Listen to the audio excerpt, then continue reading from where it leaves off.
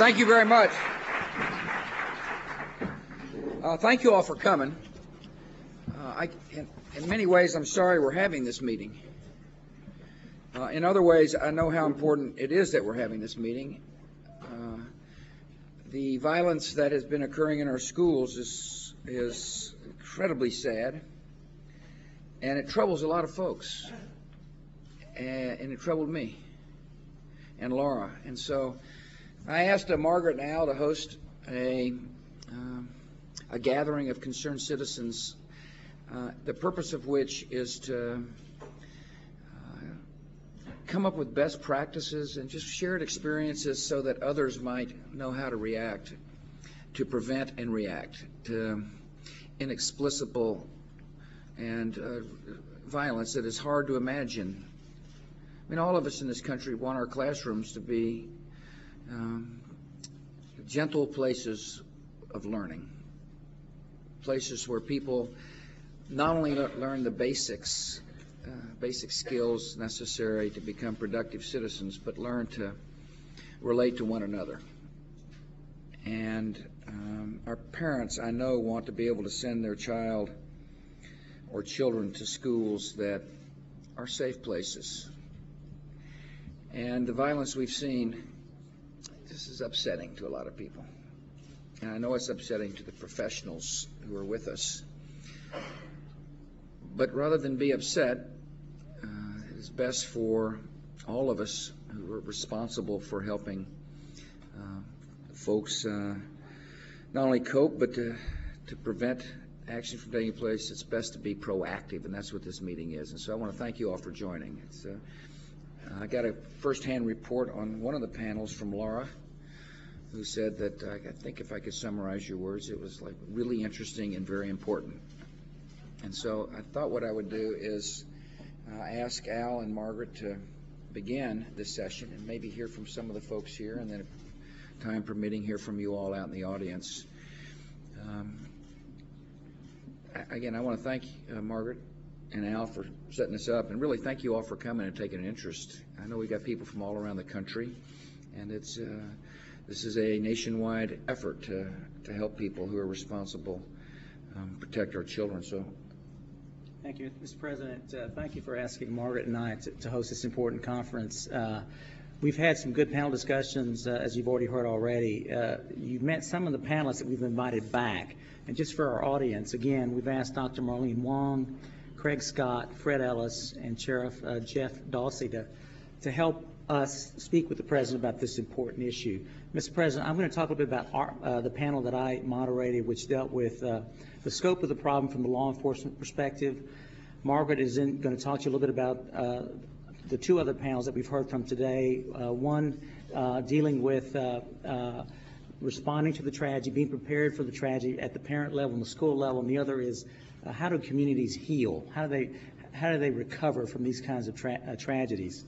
With respect to the first panel, the good news we heard was that generally America's schools are safe places to be. Your kids are much more likely to be safer in school than they are at the mall, and that's the good news. We are, however, seeing some indications in the last 2 years that those trends are changing a little bit, and so that's something that we'll want to watch very carefully, monitor that, and see what can be done to reverse that, if in fact that is a trend that we need to be worried on. We also learned that the U.S. Secret Service and other federal agencies are doing a lot of good work already in dealing with this issue. The Secret Service in particular has been working on a threat assessment guide that they make available. And there is someone in the audience that I would like to have come to the microphone. He is the Police Chief Art Kelly from New Bedford, Massachusetts. And he wants to relay to you an example of where he relied upon the information by the Secret Service in an actual case. Yeah. I like the Secret Service too, Art.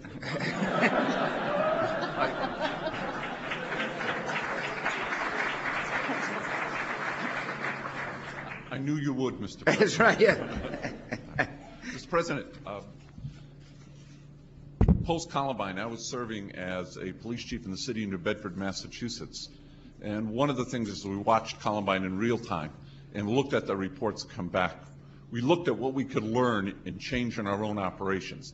We're a police department, we look at things operationally. What can we do to change? So we decided that we needed to change how we responded with our special weapons team. Instead of our normal wait till we had full, we went to what the recommended was a fast alert group, people to get in, isolate, contain, and rescue. Post that, we've handled this well. Now we'll move on because we had a lot of other projects to work for. A friend who was the resident agent in charge for the Secret Service in Providence called me and said, I want you to look at a draft report.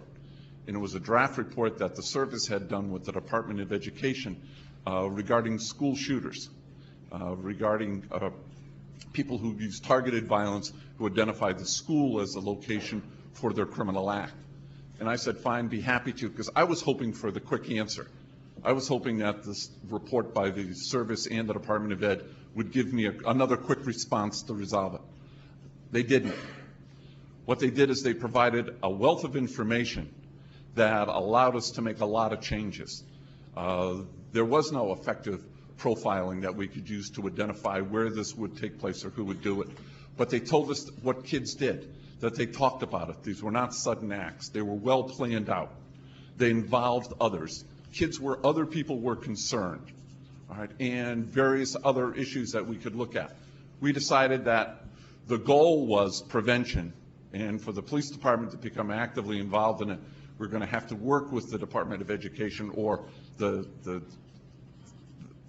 school district, if you will, in New Bedford, and work literally to figure out a way of how we could be present and be able to prevent crimes from occurring.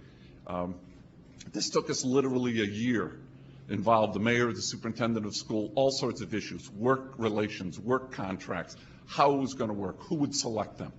Finally, in 2001, we were in place, up online, working.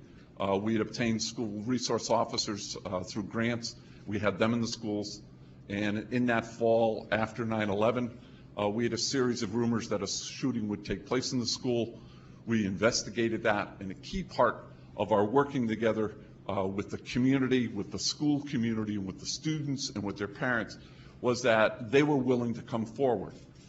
And as they started to share more information, it got into November, and then in Thanksgiving week, we were able to identify a group, be able to obtain search warrants and arrest warrants, and ended up arresting 2 adults and 3 juveniles, all students at the high school, and charging them with crimes from conspiracy to commit murder to aggravated assault and weapons charges. And we were able to, at the end of that, working through sentencing, probation, counseling, parole, et cetera, resolve all of those issues. And the result was an effort that took a look at the research that had been conducted, figured a way of applying it for our community, and then put it into action and be able to prevent a crime from occurring. Thank you. Thank you, Chief. Let me ask you a question, Al, and not to you, Chief, but, well, I can ask you too. I presume out of this there will be a series of best practices that you will share with principals and school districts that explain, for example, what people could look for to determine whether or not there's an early warning sign, and then how to respond. Is it? Okay. Good. Mr. President, we also Thanks, heard Chief. from Tom Cubey of the Council of Educational Facility Planners. She talked to us about school design and that the way we design our schools can be helpful in protecting our children. We had an interesting discussion about metal detectors. Some of the panel members indicate that they don't believe it's an effective tool in preventing violence. 1 in 5 school shootings occur outside the school building, so they couldn't help in any event. Our students, as we know, are very smart and resourceful, and they figure out a way to avoid metal detectors. Also, one panel member said that it sends the wrong message about what we think of our kids when we have them come to an environment where they're supposed to learn and they have to pass through metal detectors. So I found that to be very, very interesting. I happen to agree, but, what do I know? Yes, sir. We also then spent a lot of time talking about information sharing. This is very, very important in terms of gathering up information and being able to share it with not just parents, but administrators, events that happen in home. And I'd like Sheriff Dawsey to talk a little bit about this point. Also, Mr. President, your assumptions were correct. Most of the shootings take outside of where the metal detectors will be placed, so it's a very good point. One of the things I'd like to share with you is some programs that we have implemented in Citrus County, and give credit to my superintendent, because I think, there's been a revolution in first responders into the prevention end of school safety and how to try to combat school violence. I'm not sure anybody truly has a key to it, but today I listened to a lot of wonderful programs, and one of the things that we have done is that I think you have two different predators. One is the external predator that is going to try to come to the school, and then you have an issue inside the school in dealing with student-on-student violence. I am a very big proponent of presence. In my school district, we have about 18 schools, and we are in the process of, well, we have them in every high school, middle school, and we are working on every elementary school. And the reason for the elementary school is we really believe there's a connectivity between what information is shared with a relationship that's developed in the elementary school. And it's a little bit different than what you've heard before or may have seen in a lot of school districts. But the superintendent and I are dedicating valuable resources, manpower, down there to put deputy sheriffs in many different attire, not only looking like this, but in many different soft attire, to teach our young people from the aspect of drug awareness, violence, starting from the first grade to the third grade into as our Attorney General, the cyber safety issues, the predator that comes in on a computer now. We have an opportunity that we teach every one of our third graders about the physical predator and the computer predator. The reason why I make that is there is a connectivity, there's a relationship built between law enforcement personnel at a very young age with our students that I think truly transcends into the middle school and the high school, which may cause a student that may hear something, because as we heard today, 81% of other students know that there is a violent act going to take place. Yeah. In my area, we several years ago at Citrus High School had an issue in which an armed gunman was coming because there was a boyfriend-girlfriend relationship that was going sour. He was highly upset. One of the students contacted the SRO that she had a relationship, and we avoided a school shooting. The other issue that I'd like to share with you is something I think is truly breaking ground, at least in our community, and that is dealing with what we call the acronym, and in our career field, acronyms are very important. It's called STP. And basically what that stands for is Safe Interagency Team Prevention. We bring 9 service entities together. We bring the executive committee together quarterly, but it is a site-specific school. And what we try to do, Mr. President, is we try to look at students that may have issues that may have been underground in the past, truly underground, not on the top, such as there's a domestic, and I'm just going to be very condensed in how this can feed to different areas, but we have a domestic at home. Little Johnny sees his mom be abused of a domestic. This is on a Friday. He's a great student on Friday. He comes to school on Monday, and he's just totally different. And nobody understands why. In the system we have set up where through the computer network, our road deputies contact the school resource officer, who in turn contacts a small group, understanding the concept of confidentiality, understanding the importance of that not everybody needs to know that little Johnny was a witness to that.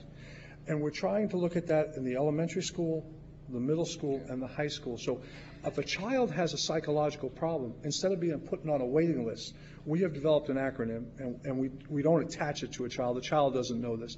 A student of interest. That all the 9 players, the organizations that come here, when they hear the word student of interest, they realize we have a child in crisis, a child that needs to be seen, and all the barriers break down. It is a long-term solution to what we think may have some very good opportunities down the road of everybody sharing information, and that's not been done before. Most elementary school teachers never knew what happened to little Johnny when they referred him to the administration or law enforcement. And just a brief comment on this was, it's wonderful that when we take a child that has some mental health issues and we put them with the mental health authorities, that mental health authorities, through a memorandum of understanding, will come back and tell us that this child is on the road to recovery, or this child's a danger, or this child's that. And we're actually getting to the point of some very good preventative, something that first responders haven't done. And we're starting to move that way, sir.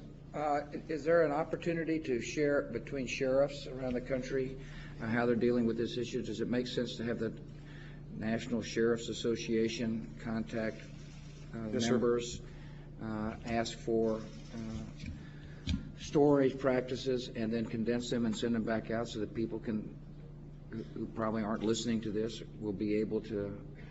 I think it'd be a wonderful initiative. Because one of the things I learned today was not more about questions, but more of solutions. There was many different speakers that came up and told us about different resources to use that I never was out there. Yeah, that's my point. Yes, sir.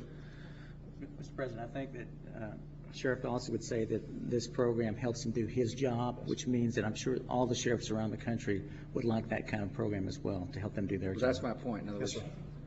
yeah, so who's responsible for talking to the head of the Sheriff's Association or the Take a police look at chiefs it. to I'm make not sure too that, sure. is that you? We'll make sure that happens. All right, good, yeah. Thank you, sir. It'll be done. Thank you. Very Thank good. you. Sir, one final point I would just like to emphasize, and that is there are many schools that have plans in terms of how to deal with a threat or an incident that occurs. But the plans are worthless if people don't know about them, if they're not dusted off, if people don't practice them. And as the Secretary indicated earlier this morning, there's a lot of turnover that occurs in the school between the faculty, the administration, between students and families.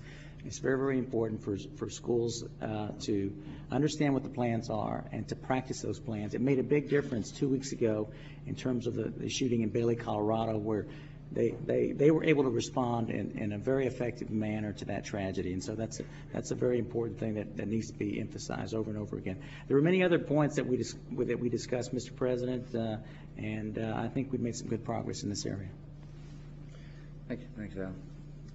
Thank you, Mr. President. That's a good place to begin on panel number 2. We call this an education and teachable moment because we have plans. Lots of work has been done post 9/11, post Katrina, and other incidents. But if parents, teachers, and faculty are not aware of what's been done, then they're worthless. And so on panel 2, we talked a lot about readiness. We talked about how to create a school culture that was supportive and nurturing, that when young people have connections with adults, caring adults, how important that is, how there are signs to watch for, that a lack of academic success and other things like the sheriff talked about are clues that are ways that we might intervene. We also talked about the need for constant communication and coordination between school personnel and law enforcement.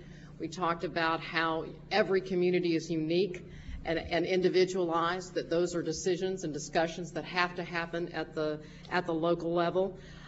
So we also figured out ways or talked about ways to continue to develop those relationships and strategies around those sorts of things. Fred Ellis, who is the head of school safety in Fairfax County, my school district, and is also a member of my commission that's part of the No Child Left Behind Act, the Commission on Safe and Drug-Free Schools. Fred serves on that. We'll be meeting in the next few weeks and giving them some new charges that came out of our meeting today, but I'd like Fred to speak about some of the things that he's experienced. Fairfax County is considered to be one of the national models, national leaders in this area. So, Fred, thank you for your work. Thank you. Yeah, some of the things we talked about this morning at today's panel, specifically regarding crisis plans, is how you develop them. Some of the things that you look at in terms of all hazards, and then basically appendixing those types of all hazards plans with specific incident kind of information, and using a collaborative group with all the stakeholders in terms of public safety and parents and students and the community be involved in those.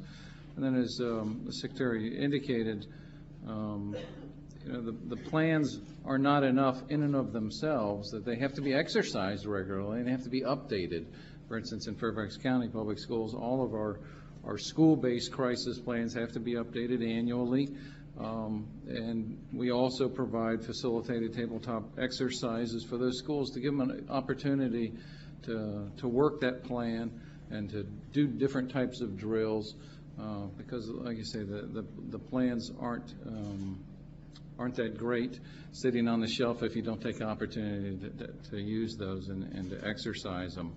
Some of the other things we talked about at the panel that I thought were helpful were the conversations about the prevention efforts in terms of character development and behavior management in classroom, the role of principals, making it important at the top. I think you can probably recognize that if it's important to the man at the top, it becomes important to the folks under him. And also the involvement of parents. What opportunities there are out there for them to become involved in their children's educational process, in the community of the school, and in the safety and security issues and crisis management, emergency management components that are in a school environment. And then lastly, we also heard from students who run a crime watch program, if you will, at their school. A fascinating, I think, kind of opportunity to do that, and one that has some real possibilities. Yeah. Did you say 81% of the students were aware of a violent act?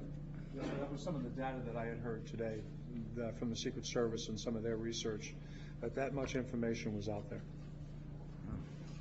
Seems like a pretty good opportunity to prevent an attack if 81% of the, if there's an 81% awareness of a potential attack, which then I guess would lead to making sure principals explain to students, when you hear something, please tell me. Yes, sir. I think that's part of the point, is that there needs to be a culture, a climate in a school where students and faculty and staff and visitors feel comfortable with reporting stuff, particularly at the student level, because we know that they do talk about it, but they have to feel comfortable that, one, they know where to go to report this information, and that there's going to be a useful and successful outcome and intervention to prevent some violence. We also heard from a gentleman named Jim Moore, who founded a program called Project Watchdogs, which is, where are you, Jim? There he is. It's basically dads coming into schools and being role models, modeling good behavior and being a presence. Another way that we can kind of be alert for behavioral patterns and the like is to make sure that we have as many grown-ups in schools as we possibly can. So, Jim, thank you for your work. He's from Arkansas. Actually, he's from La Mesa. Really? Yes, sir. Yeah. Dawson County. Anyway, on panel 3, we talked about recovery and healing and how it takes time. And we learned from our professionals like Marlene Wong, whom I've had the opportunity to get to know as she helped us and helped communities on the Gulf Coast deal with the aftermath of Hurricane Katrina. She's been an asset to the Department of Education and our work for a very long time. And she's from Los Angeles, works at the LA Unified School District. We know also that these sorts of incidents can occur in inner city America, in Amish communities, private schools, public schools. Really every single community has to be alert. So Marlene, why don't you talk a little bit about your work in Los Angeles? Well, it's work in Los Angeles, and I think it's representative of work that we do all over the country. Recovery has become such an important part after these tragic events that it deeply affects young people who are early in their development, in the way that they look at hope for their future, in the way that they look at safety, not just at school, but in their communities. And recovery in the form of mental health services with school psychologists, counselors, social workers who really give children an opportunity after these tragic events to talk about it and to explain what their experience has been, and then to help them to cope with it, to return to school. That's the important thing. How do we cope with adversity? Because I think that's the strength of this country. And we found that that's been very effective. And also we've learned that we can't work alone. That, I mean, for instance, the people that we work with in our school district are our school resource officers, our law enforcement officers, and cops in schools in general are just and such an asset. I think it represents people in the community coming to the school and being role models for young people. And also, I just want to say that your President's New Freedom Commission, Dr. Mike Hogan, made some really wonderful recommendations, and that I'm hoping that it will invigorate the whole discussion about prevention of depression among young people. And because we found in the school shooters that often depression and homicide are two sides of the same coin. Yeah, each of them expressed the wish to die as well as the intent to hurt others. And is it typical that a student that expresses the wish to die makes that clear to his or her peers, and if people are attuned to what that means to pay attention to somebody who exhibits the behavior that says, I'm depressed and I want to die, I mean, is it? You know, that's It's really a pretty strong statement. It's a wonderful question, because there are behaviors and there are expressions of hopelessness that come before that. And so I think we have to do a lot of education with just folks who say, you know, they've changed. They don't have joy in life, and that this is an early warning sign. But is it easy to define the behavior that would tip off an adult in a school or a coach or a art teacher that this is the kind of behavior that ought to say to us, we better pay attention to this person, this child? Yes, there's a short list, and actually the student who sat on the previous panel did an excellent job of naming all of those things. I was so proud of her. I thought she ought to come and do some training with her. And how many staff. educators do you think that can name? Good job, by the way. And how many adults do you think around the schools in America can name the traits that would say we better pay attention to this person? Not enough. And therefore, what can we do to make sure that that people understand what to look for? It seems like to me that a lot of our focus ought to be on preventing. No question we ought to worry about recovering, but preventing makes the recovery not necessary. So, Kiera, you did such a nice job this morning. Why don't you go to the microphone real quick and tell us the 9 signs? Kiera is involved in a... Where are you from, Kiera? She's from Florida. Mr. President, I'm from Walton County, Florida. Good. I know your governor.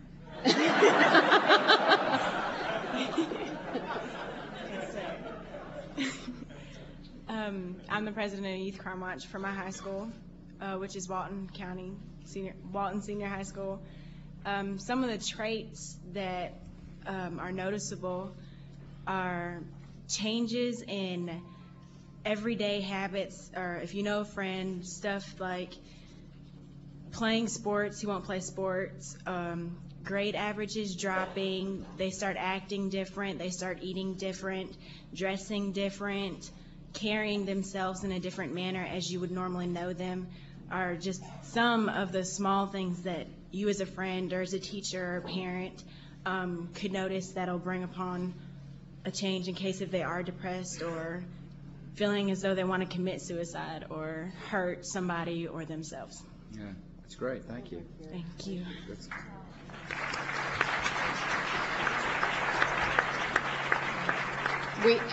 We had so many people who are Let me ask you a question. Yes, from your experience, Marlene, if a teacher were to notice those traits, is it typical that someone would act on them? In other words, I'm just trying to make sure I understand. If a student a teacher sees a student begin to change clothes and begin to does a principal and teacher tend to say, well, that's really not my business, that's the parent's business? Or, in other words, awareness requires, by the way, some kind of response. And I think that varies around the country. I'm sure it does. I think that more and more people are beginning to pay attention just because we have paid such a dear price for ignoring some of the warning signs. So maybe an outcome for this is to encourage, for you to get in touch with the principals' organizations or the teachers' organizations and help. Then be aware of the warning signs. And then I guess there's a certain confidence that has to come with interceding in a child's life. Mm-hmm. My only question is there hesitancy when an adult says, well, maybe this is just the way it's supposed to be, or maybe it's none of my business. And the question is, if that's the case, if you can determine that's the case, how do you get people to respond differently? Kathy Payne from Oregon told us about, where they had an incident there, that there were dozens of signs in the of this particular shooter, and the full picture didn't become clear until after the incident. Can you, do you mind sharing that? Thanks, Kathy. Oh, thank you, Mr. President. I was a school psychologist in Springfield, Oregon, when the shooting happened there in 1998. And the point I was making is that for our shooter, yes, there were things that individuals knew about him. His parents knew some things. Teachers saw a few things. But at no time was there a way for all of those people, in a sense, to get together, and share that entire picture. So 20/20 hindsight has been very good, and we've been able to say, aha, I see how all that fit together. But because of whether it's lack of resources or lack of knowledge, we didn't have a mechanism for that to happen. We're trying to do a better job with that now in forming what we call care teams in our schools, where teachers regularly do get together and share concerns about students, and then we try to connect them with our mental health services in the community. The whole purpose of this exercise is to help educate, and if there needs to be cultural change inside schools for teachers to become more aware and more active, or principals, is to try to stimulate these kinds of discussions, obviously outside of Washington, at the local level or state levels, in the hopes of preventing these from happening in the first place. Thank you for coming to share your experience, and appreciate you sharing your expertise.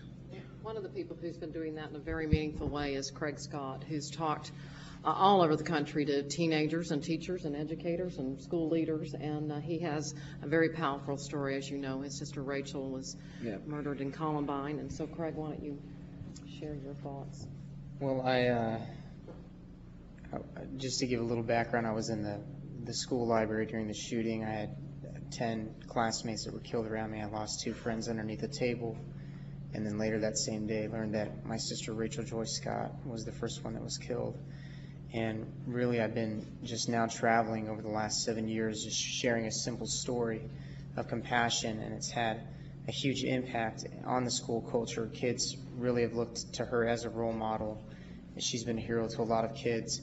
And last night, I just was looking back over the last 7 years, and I was in my hotel room, and I just journaled, and I wanted to express real quick, or in the next couple of minutes, just read to you what I wrote in my journal that expresses my feelings best. I said, once upon a time, our goal of education in our country was first and foremost character. Academic achievement is now the main goal. I knew 2 students at Columbine that had achieved the goal of knowledge. Eric Harris and Dylan Klebold were very smart. They planned the shooting for a year and predicted the events that would unfold afterwards. The problem wasn't their education at my school, Columbine. Their problem was their character. I've grown up in a culture today that doesn't teach me anything of substance, of value. Hollywood bombards me every day with messages of emptiness and shallowness, and the youth are crying for something to stand for, something to believe in. If it weren't for my faith or my family, I possibly could have fallen to the lies that our culture tells us. But now I've traveled, I've spoken to over 1 million teens across this country. I've not always seen what I've liked. I've not always liked what I've seen in the schools. I've seen depression, anger, and loneliness, students without direction or purpose. I've seen students who call themselves cutters that cut themselves because that's the way they know to take out the pain that they're dealing with. I've learned a lot about my generation, and I've learned a lot since I lost my friends and my sister. And the main thing I've learned is that kindness and compassion can be the biggest antidotes to anger and hatred. And I believe the biggest antidotes to violence. With a program my father started called Rachel's Challenge, and a program my mom speaks for called Life Choices, we have seen bullying stopped, suicides aborted. We have 10 incidents where a student came up with hit lists or plans to shoot up his school all male, told either the speaker or told the teacher about their plans, but had a change of heart. As a side effect, we've seen, and our statistics have shown, where our program has been, a rise in school attendance and an increase in academic achievement. How have we done it? We've done it with a simple story of a young girl who believed in compassion and was killed for her faith. That was the story of Rachel Joy Scott. But my sister is not the only one who believes in kindness, and she's not been the only one in her brave stance against the injustice, willing to stand up for the one who gets put down in school, to sit by the student that sits all alone at lunch, and to talk to or reach out to the one who is consistently ignored or made fun of. She literally has inspired millions of people to continue the chain reaction she started. A lot of those are students across the country. I've read Eric Harris and Dylan Klebold's journals that were recently released, and Basically, Eric wrote in one of his journals, "If only you were nicer to me, maybe this wouldn't have happened." I don't know who else is tired of Band-Aid answers, but I know Band-Aids aren't going to save kids from dying. I give every student out there a challenge my sister put down on paper a month before she died. When she wrote for her class, she said, "I have this theory that if one person can go out of their way to show compassion, it will start a chain reaction of the same. People will never know how far a little kindness can go." Yeah. I challenge every teacher, principal, and superintendent and educator here today. Take a look at teaching that doesn't just teach the head, but teaches the heart. The students today that I've met are looking for truth. You can help point them to what's right and what's wrong. Truth is not all relative, despite what our culture, our pop culture, tells us. To parents in the room today, please love your kids like my parents loved me, like my parents loved Rachel. To the media and entertainment industry, I would give the challenge to take responsibility. Own up to the product. Thank you.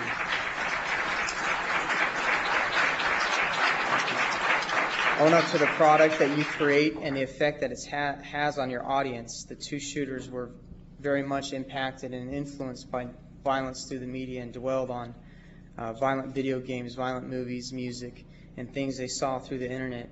And it's a common theme with a lot of these shooters that they've chosen very negative influences in their life. I believe there needs to be the positive influences that are highlighted on our television and through our media. You're a powerful institution affecting my generation every day. Please think about when releasing your next movie, your next song, your next game, your next headline story. I myself am a filmmaker, and I want to create movies that inspire, build people up with stories of ennobling characters. To the lawmakers and politicians who want to slap those Band-Aids on deep gaping wounds, I'm simply going to repeat a poem that my dad read to the House Judiciary of Congress several months after the Columbine shooting, where he said, "Your laws ignore our deepest needs. Your words are empty air. You've stripped away our heritage. You've outlawed simple prayer. Now gunshots fill our classrooms and precious children die. You seek for answers everywhere and ask the question why. You regulate restrictive law through legislative creed, and yet you fail to understand that God is what we need." I'm not promoting that religion be brought back to schools. I don't believe that's the answer, but I do believe in education that touches and teaches the heart and helps form the character. And I believe if that can be implemented in the education on a daily basis, we'll see a change. I'm not out to change the world, just to change one person, one teen at a time. And I've finished with just please take my words to heart today. They were bought at a high price. Yeah. Thank you.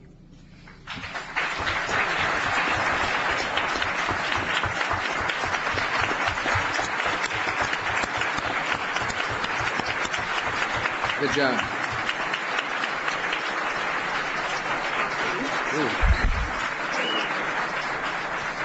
Okay. Which one of us up here can now talk after that, you know? Thank you. Yeah, it's great. You are changing our society. You may not realize it, but thank you. Powerful statement. I'd be glad to hear from people in the audience. Yeah, I probably won't be able to hear from all of you in the audience. That's great, Craig. Thank you. Do I have that? Oh, absolutely. Yeah. Thank you. Yes, sir. Mr. President, I haven't had this feeling since I was 17, and that's the last time that I asked you a question in Hereford, Texas. I've spoken to hundreds of thousands of people since. Last time I was nervous was when I was 17 in Hereford, Texas, and you were campaigning in Hereford, Texas. So. Don't tell him I came in second place in a two-man race. My name is Pete Vargas. I'm the National Director for Rachel's Challenge, the program that Craig, Pete. That Craig just talked about. And I want to echo something that's very dear to my heart and Daryl, his father, who's sitting right here. Your dad's there? I talked Where's to your dad? Excuse me. Oh, hey, thank you. Raised a good man here. I talk to thousands of educators every month. Our team does thousands.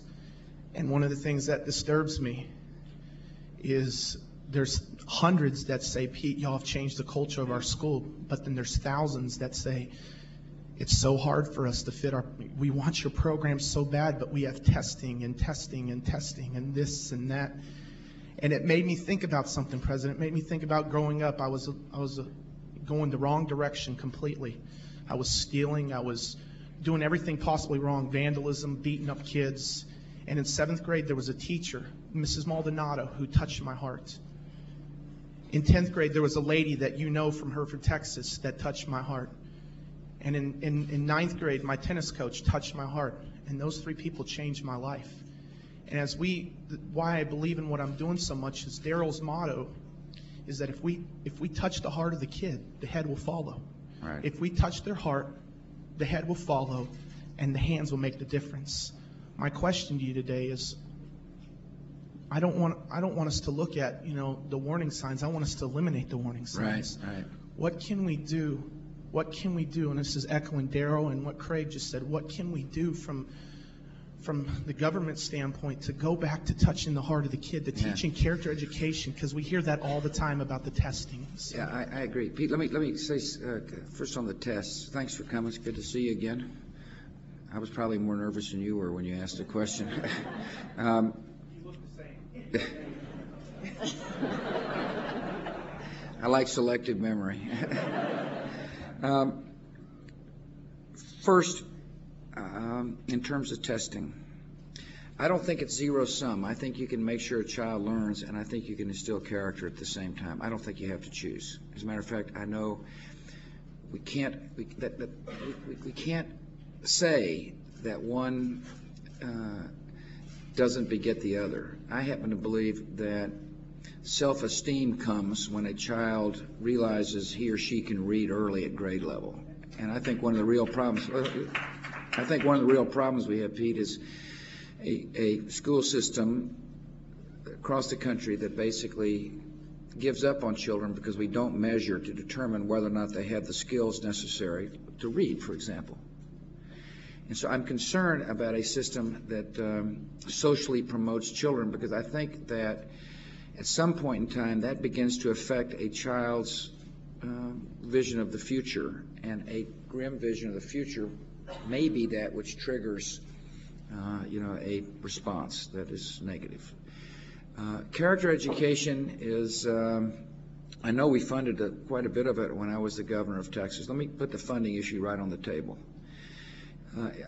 The federal government is a limited funder of education, and I happen to believe that's the way it should be. I don't think it's possible for the people to have expectations that the government should fund public schools. This is a local responsibility. It's been that way throughout our history. I think it makes sense to do so because it tends to make control of our schools more localized, which I happen to think is the best way to achieve excellence. And so therefore, not to try to pass responsibilities, although we do have character education grants out of Washington, and we've got school safety grants out of Washington, but the best place to facilitate that kind of initiative to make sure that character is taught in schools is at the state level. Secondly,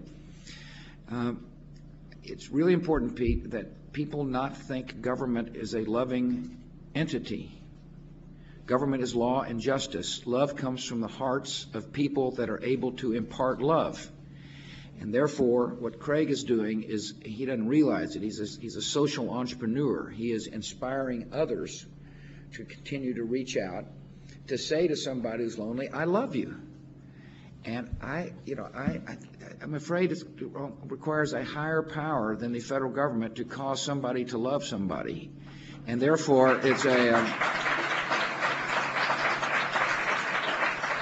And therefore, one of the things we can do, though, is to call upon people. We've got the USA Freedom Corps initiative, for example, that calls on volunteers to take active participation in their communities.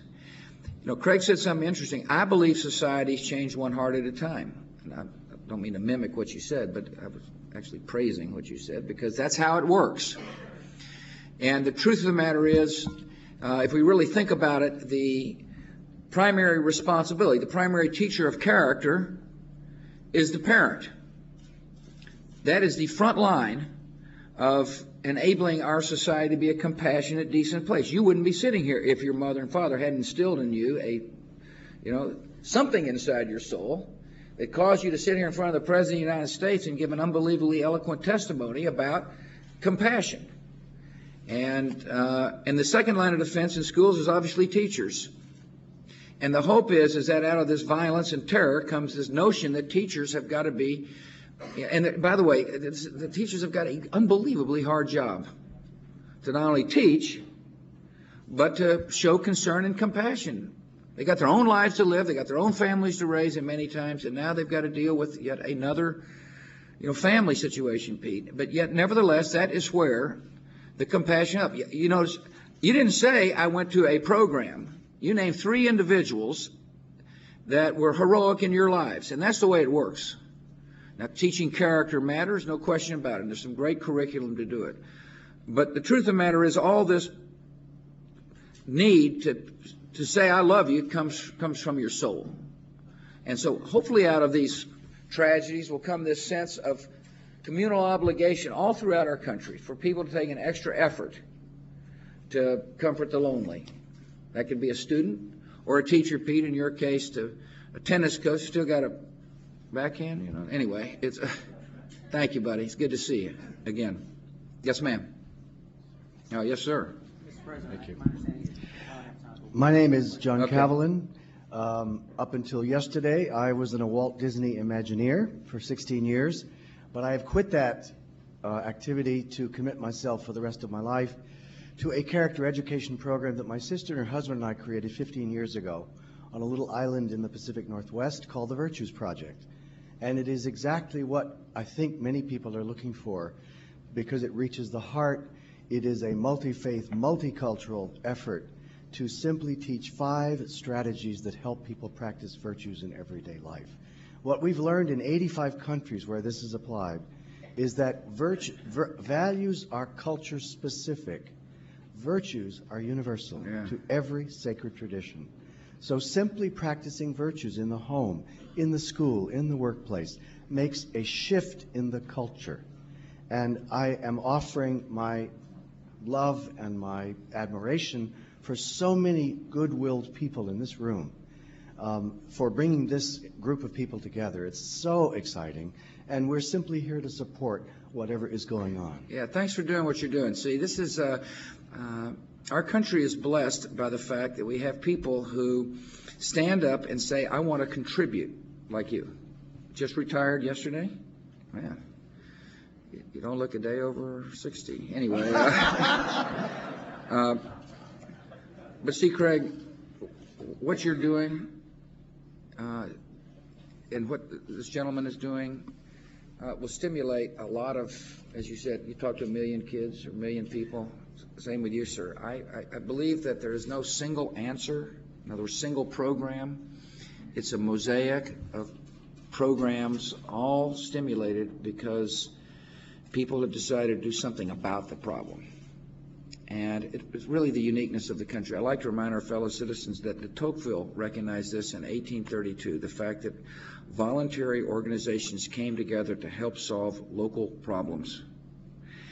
And it is, in my judgment, it is this capacity of citizens to take action to solve problems that defines the true greatness of America.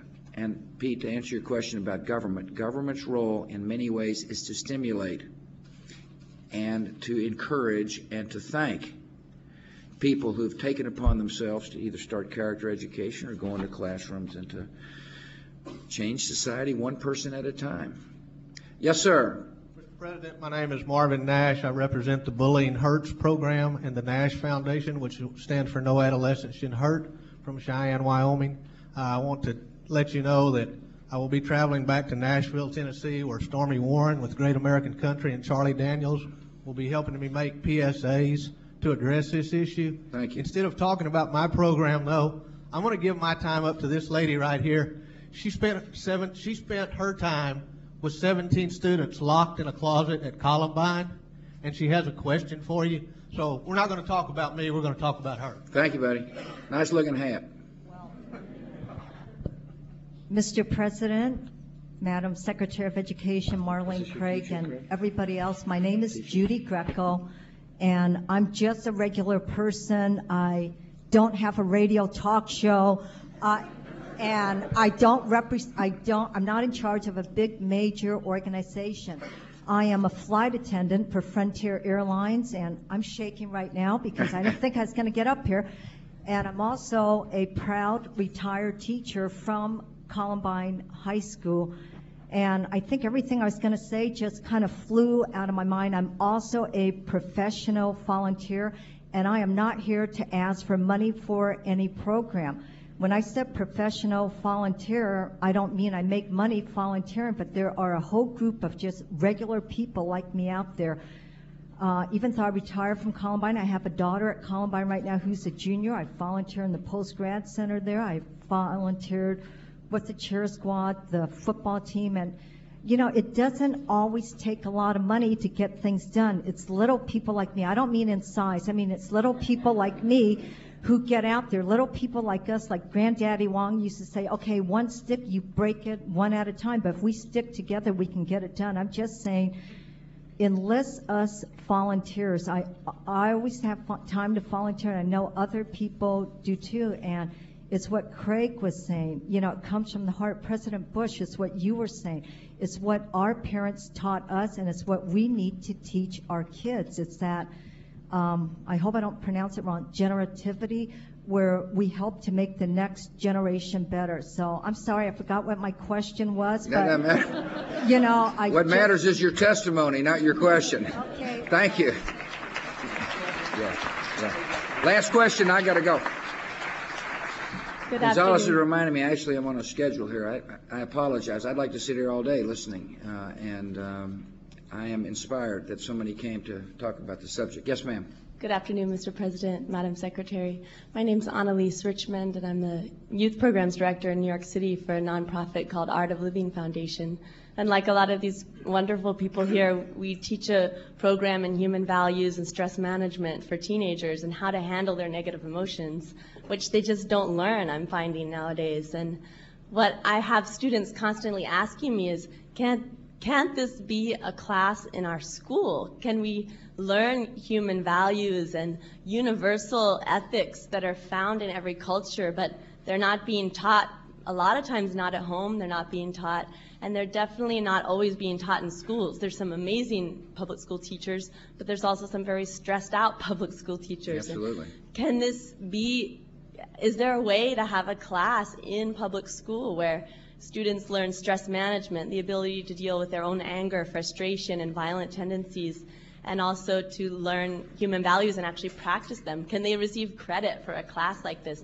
This is what students are asking, and I have superintendents coming to me saying, what can you do in our suspension centers? We'll give credit to students for doing this. Is there a way we can do that? Those are state curriculum issues, and lots of states have included character education or programs like that as part of their required curriculum and give credit for it. But I would commend all those superintendents to their state board of education and put them to work. We had some of that in Texas and gave a lot of credit for peer mentoring and those sorts of things that are so supportive of kids. I am sorry for those of you standing in line. Yeah, I know. I apologize. Okay, one final guy. Go ahead. He looks so good. I wanted to explain why I had on a bright red jacket. Yeah, I bet that's why. I appreciate it. Thank you for coming. My name is Michael Wade Smith, and I'm the National President for Family, Career, and Community Leaders of America. We are an in-school, high school, and middle school organization focusing on the family. Our main mission is to promote family as the basic unit of society. And I'm happy I got to follow up after your question, because we are, Family and Consumer Sciences, is curriculum in high schools and middle schools that is teaching character education, that is teaching youth violence prevention. We're teaching career exploration. Because of our title, Family and Consumer Sciences and Family, Career, and Community Leaders of America, we address every one of the issues that's been presented in the discussions and in this room. And we are willing and wanting to partner with every single person in here to help students get this message out to students. We're about peer-to-peer message sharing. We want each and every student in our organization, which reaches about 250,000 students, to be a lot broader than that. We want to touch every student in America through our programs and through our mission to promote family as the basic unit of society and the values thereof. Head of the Sheriff's Department readily sprung to his feet and said, "You can count on me." The purpose has got to be more than just hoping somebody is listening to TV. The purpose has got to be out of this, that we share information so that we can save lives, encourage parents, and help people respond. And I want to thank you all very much for coming. I'm proud you're here.